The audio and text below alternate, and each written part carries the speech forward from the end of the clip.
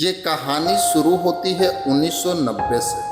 घने जंगलों और पहाड़ों के बीच एक गांव था भैरोपुर। उस गांव की एक कहावत थी कि अमावस की रात को कोई भी जंगल की ओर ना जाए, क्योंकि अमावस की रात वहां एक खूनी परछाई घूमती थी। लोग कहते कि वो परछाई ना तो पूरी इंसान थी, ना ही पूरी आत्मा थी।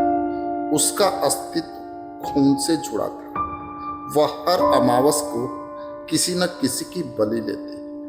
वैसे तो गांव के वृद्ध लोग इसे सही मानते, लेकिन गांव के युवा इसे सिर्फ कहानी ही मानते। धीरे धीरे समय बीतता गया और अमावस की रात आई। बेटा, आज अमावस है, याद रखना, कोई भी जंगल की तरफ मत जाना। वहाँ उस खूनी परछाई का वास है।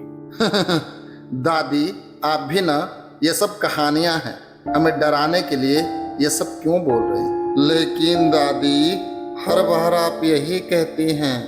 मुझे लगता है सच में कुछ उस जंगल के अंदर है।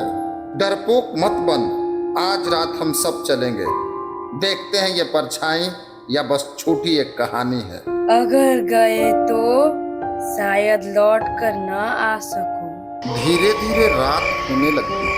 आकाश पूरी तरह से काला था। चांद का नामो निशान नहीं था। चारों तरफ सन्नाटा, ऐसा कि सांस की आवाज भी डरावनी लग रही है। तीनों दोस्त राघव, मोहन और सुरेश ने निश्चय किया कि वे जंगल में जाके सच का पता लगाएंगे। धीरे धीरे जैसे ही रात गहराई छा रही थी, गांव में सन्नाटा छा रहा था। कुत्तों की भौंकने की आवाज आ रही थी और तीनों दोस्त धीरे धीरे जंगल की तरफ बढ़ने लगे। सुनो, पेड़ भी अजीब से लग रहे हैं, दिल कांप रहा है। यह सब हवा है, डरो मत तुम लोग, हम तुम्हारे साथ हैं, तुम लोगों को कुछ नहीं होगा। भाई, ये देखो, तनों पे लिखा है, खून दो वरना मौत लो। ये किसने लिखा?